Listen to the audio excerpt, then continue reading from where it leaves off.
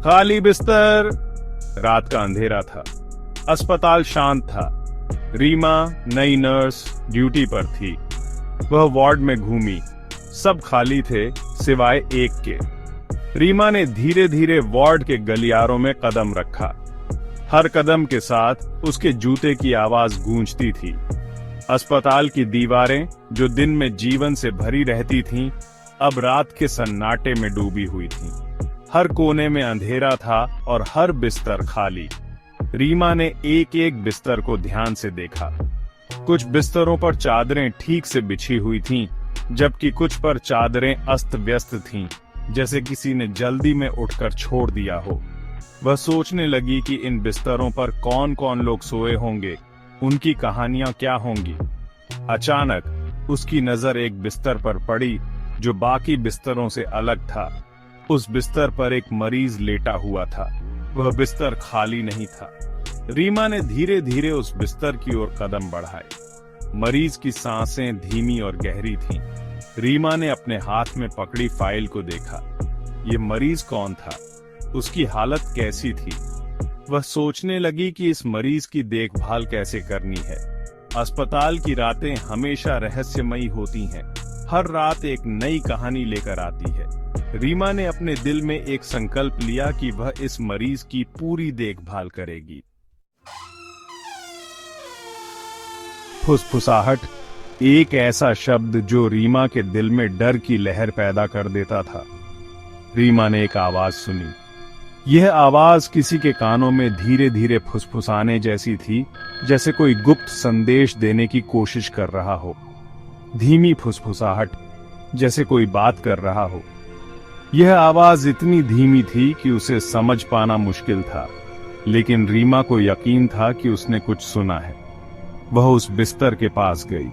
उसके कदम धीरे धीरे और सावधानी से उठ रहे थे, जैसे कि वह किसी अदृश्य खतरे से बचने की कोशिश कर रही हो। एक बूढ़ी औरत लेटी थी, आंखें बंद। उसकी सांसें धीमी और गहरी थीं, जैसे वह किसी गहरे सपने में खोई हुई हो। क्या आप ठीक हैं? रीमा ने पूछा। उसकी आवाज में चिंता और डर दोनों थे। बूढ़ी औरत ने कोई जवाब नहीं दिया। उसकी चुप्पी ने रीमा के दिल की धड़कन को और तेज कर दिया। रीमा ने उसकी नब्ज जांची। कोई नब्ज नहीं थी। उसकी उंगलियां ठंडी और बेजान थीं, जैसे कि जीवन की सारी ऊर्जा उससे निकल चुकी हो। रीमा ने एक गहरी सांस ली और अपने चारों ओर देखा। उसे लगा कि कोई उसे देख रहा है, कोई अदृश्य शक्ति जो उसकी हर हरकत पर नजर रख रही है। वह धीरे धीरे पीछे हटने लगी, लेकिन उसकी नजरें बूढ़ी औरत पर टिकी रहीं।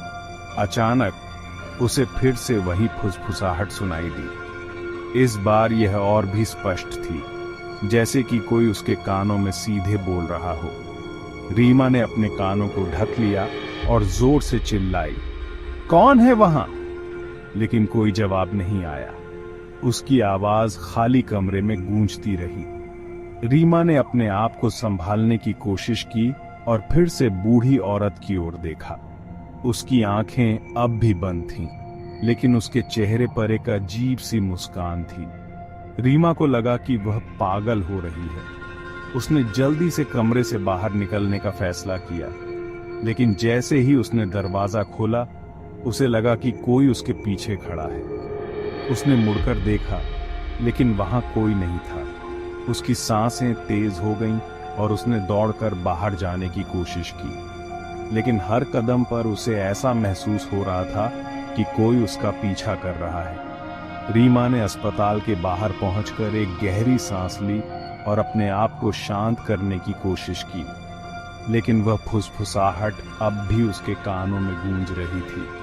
उसने अपने आप से वादा किया कि वह कभी भी इस अस्पताल में वापस नहीं आएगी, लेकिन उसके दिल में एक सवाल अब भी था, वह फुसफुसाहट किसकी थी और वह बूढ़ी औरत कौन थी? रीमा के मन में यह सवाल हमेशा के लिए रह गया। गायब मरीज। रीमा डर गई। उसने मदद के लिए पुकारा, कोई नहीं आया। जब वह वापस मुड़ी तो बिस्तर खाली था।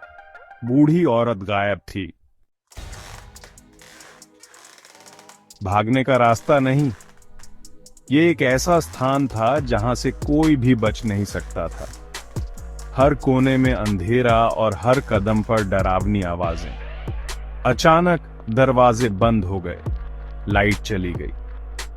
रीमा ने अपने चारों ओर देखा, लेकिन कुछ भी साफ नहीं दिख रहा था। हर तरफ अंधेरा और सन्नाटा था। रीमा अकेली थी, अंधेरे में फंसी हुई। उसकी सांसें तेज हो रही थीं और दिल की धड़कनें बढ़ती जा रही थीं। उसे समझ नहीं आ रहा था कि वह क्या करे। उसने एक ठंडी सांस अपने कान में महसूस की। फिर सन्नाटा। रीमा ने डर के मारे अपनी आंखें बंद कर लीं। उसे लगा कि कोई उसके पास खड़ा है, लेकिन जब उसने आंखें खोलीं तो वहां कोई नहीं था। अचानक उसे एक परछाई दिखाई दी। वह परछाई धीरे धीरे उसकी ओर बढ़ रही थी। रीमा ने पीछे हटने की कोशिश की, लेकिन उसके पैर जैसे जमीन में धंस गए थे। उसने चिल्लाने की कोशिश की, लेकिन उसकी आवाज जैसे गले में ही अटक गई। चारों ओर सन्नाटा था और वह परछाई अब उसके बहुत करीब आ चुकी थी। रीमा की आंखों में डर साफ झलक रहा था। वह परछाई अब उसके इतने करीब थी कि उसने उसकी ठंडी सांसें अपने चेहरे पर महसूस की। भागने का कोई रास्ता नहीं था।